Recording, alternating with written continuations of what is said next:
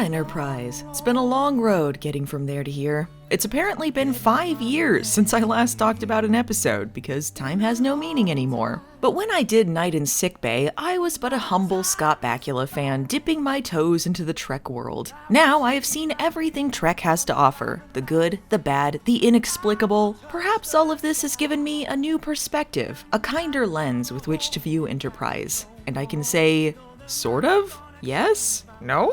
The last 2 seasons of Enterprise are actually pretty good. Season 3 kinda had that post-9/11 stink, and I'm not sure if they ever really got kinder to T'Pol's character, but overall, massive improvement. My original assessment stands for seasons 1 and 2, however. What are we even doing, Enterprise? They want to be the cool, sexy Trek show, but also make the hard moral decisions. Except cool and sexy to them is getting lubed up with decontamination gel, and hard moral decisions are whatever is the worst possible choice that goes unquestioned. Like, guys, just give us someone with a spine and morals, I beg of you. Especially when the decision is so grossly, massively unethical that you're left wondering just what the hell you even watched by the end. Make it make sense, please. Speaking of unethical, once again I'm talking about an episode featuring Dr. Phlox. What a weird character. So clearly there were a lot of things Berman and Braga decided worked in their favor in Voyager, so they decided to transplant that onto Enterprise. They were adamant that Neelix was a fan-favorite Han Solo type, flying in the face of everything we know to be true. An actual fan favorite was the Doctor, played by Robert Picardo, so I think they tried to maybe fool us into liking a Neelix type if they just made him the Doctor instead? A Tuvix fusion, if you will? He's got the same sort of shit going on, like supposedly he's an expert in his given field, but that's an outright lie. Phlox seems to specialize in some sort of medieval alien medicine? Like leeches and shit? I'm sorry, Enterprise was supposed to be more primitive than the other shows, but it's not like they were on the Oregon Trail. And yes, he's annoying like Neelix, which can be fine if a character is also endearing, but this guy makes you work because he's basically Dr. Mangala but funny. Throughout Enterprise, we see him doing all sorts of shady shit, like making sentient clones to harvest organs. His lab is filled to the brim with animals meant to be used for experiments or as tools, a la the Flintstones. It's kinda hard to get behind someone who makes Pulaski look like a teddy bear in comparison. This isn't some edge that slowly slips into his character as he falls down a rocky road. We get to see just how much of a monster Phlox is right out of the gate when he decides to commit fucking genocide. And that brings us to Season 1, Episode 13, Dear Doctor. Our cold opening is Phlox eating a caterpillar.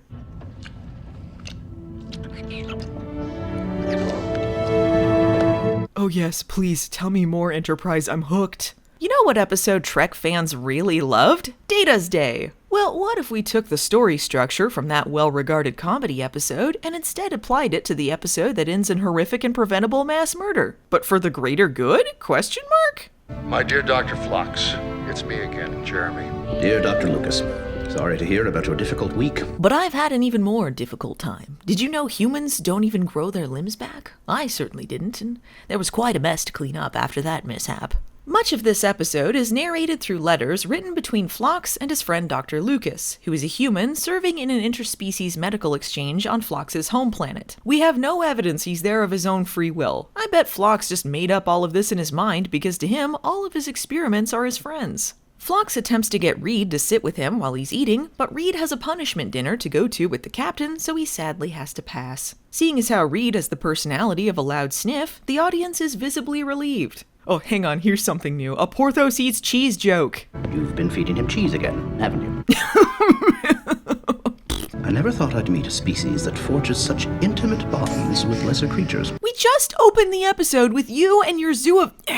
What'd I tell you? All those animals in sickbay are nothing but meat sacks meant for organ harvesting to him. Get Porthos and Archer out of sickbay. Let's not relive the taxidermy juice dog / sex dream incident if we can avoid it. At movie night, while everyone is watching the film, Phlox is watching them, like a peeping Tom. This greatly appeals to crewman Cutler, who seems to have a crush on Phlox. I guess even serial killers have fangirls. They also say that denobulans don't like to be touched, but I distinctly remember when his wife shows up later, they seem to be a bunch of swinger creeps who can't keep their hands to themselves, so I think Phlox is feeding her a bunch of horse shit. That's not even true through the rest of this episode. Anyway, I bet you're wondering when a plot is going to happen. Well, here you go. 2 aliens from a pre-warp ship are beamed aboard and taken to sickbay. Their people have been beset with some sort of mystery illness that's killed upwards of 12 million, so they took off in hopes they could discover a more advanced civilization that can find a cure. Unfortunately, they landed on the Enterprise. Will you allow him to help us? We didn't come to space to be helping anyone. We came to space to wear hats and act like dumb tourists. I'll have to consult to Paul about this, even though my favorite thing is to ignore her advice and barge headlong into the problems I create for myself.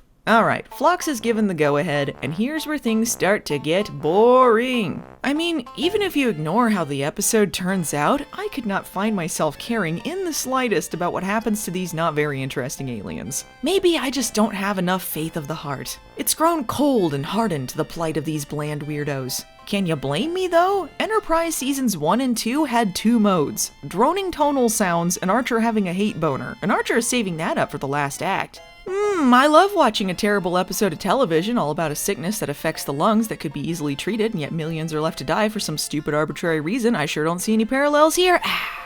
Anyway, 2 species of alien live on their home planet, the Vlachians and the Manc. The Manc aren't affected by the disease, but the Vlachians consider them lesser evolved life forms. Maybe I'm a bit of a space racist myself, but other than the stupid haircut, I can't tell the difference between the 2 of them. Maybe it's too subtle, and we needed them to have black and white faces, but on different sides to figure out this allegory. This dude thinks Vulcans and humans look alike, so I guess I'm not alone here. This is plot important, but it's stupid. Archer says that on most planets they've encountered, only 1 species of humanoid has survived the evolutionary process. This is weird.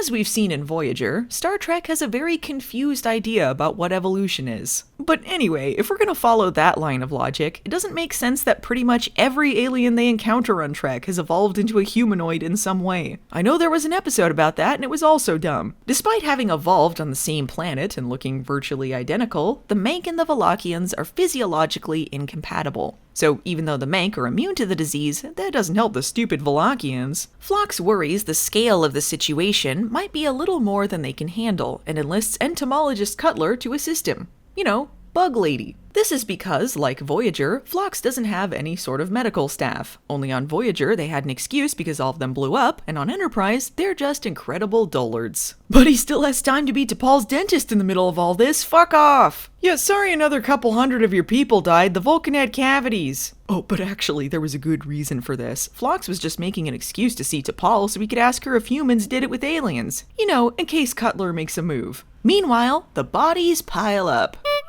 Somewhere between that scene and the next, things have gotten serious. Phlox has discovered the reason behind the Vlachians getting sick. Shame we didn't witness him making this revelation, but we had to see him getting love advice from sex therapist Dr. T'Pol. Anyway, it turns out this isn't a virus or anything. The disease is genetic. And over the next 2 centuries, the Vlachians will become extinct. Unless, of course, Phlox can help speed them along? While spending time with the Manc, Cutler points out to Phlox that maybe the Vlachians exploiting a less advanced culture for free labor while keeping them in slum towns isn't great. Phlox, on the other hand, is pro-slavery. Their culture is different. It's their way. It's nice to see the show presenting both sides of the argument. Truly, there is no right or wrong answer. Phlox sees a certain parallel here to his situation. Cutler must understand that some cultures are different, just like Denobulans are different. She's unmarried, he has 3 wives. She believes in the sanctity of life, he believes cutting someone open and playing with their organs is fun and educational. If they can't even agree on whether slavery is bad or not, can they become romantically entangled?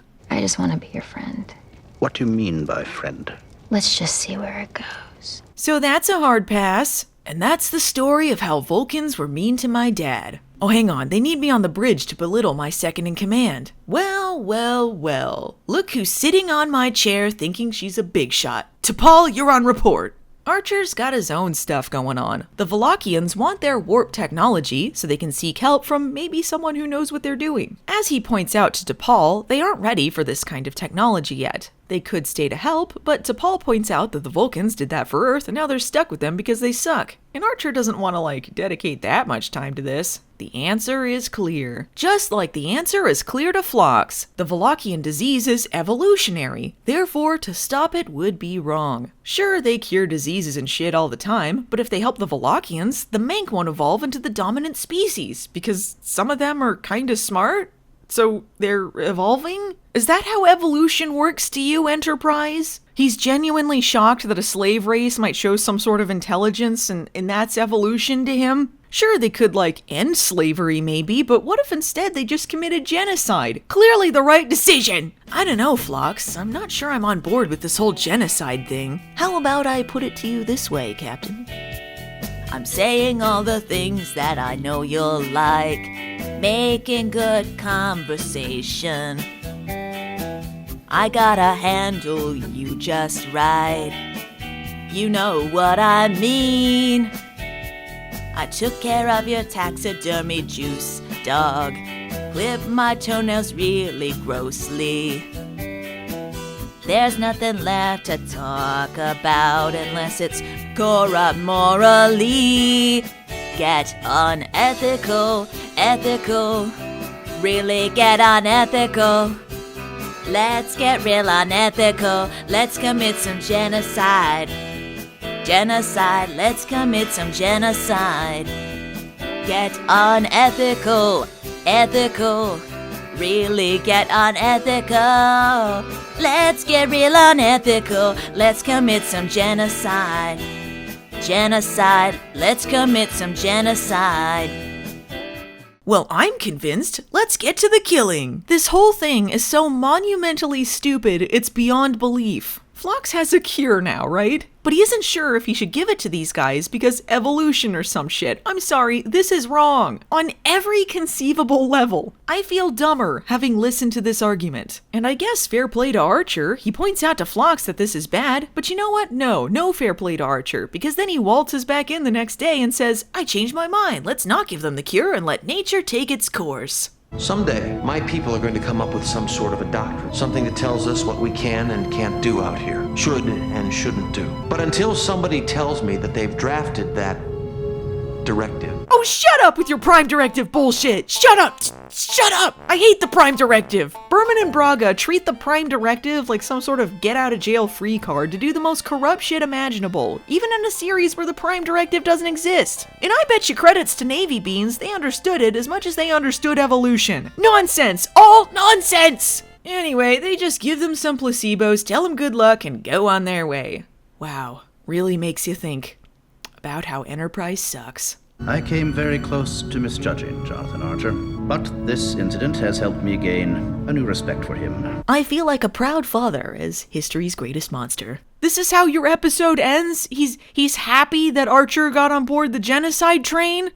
Pretty cool, huh? What did Dr. Lucas think when he got this letter, by the way? What the fuck? You committed genocide? What? You can't. You'll be hearing from the authorities. I should note here that the head of Paramount made them change the ending of the episode because they didn't want someone to dare disagree with the captain. So instead of Phlox keeping the cure to himself, it's a team exercise in genocide. Really brought everyone together. This just makes Archer an asshole like usual, and someone who immediately abandons his humanity when presented with compelling arguments by Neelix 2.0. But the fundamental problem with this episode still exists. I'm sorry, but if your story ends with genocide and it's treated like the correct course of action, one that makes your characters happy even, you need to throw out the script and start over. Nothing is justified here, and it's not even presented in an interesting way. I'm equal parts bored and angry. Maybe that's just the Enterprise way. In any case, I'm gonna look the other way from this episode and let nature do with it what it will.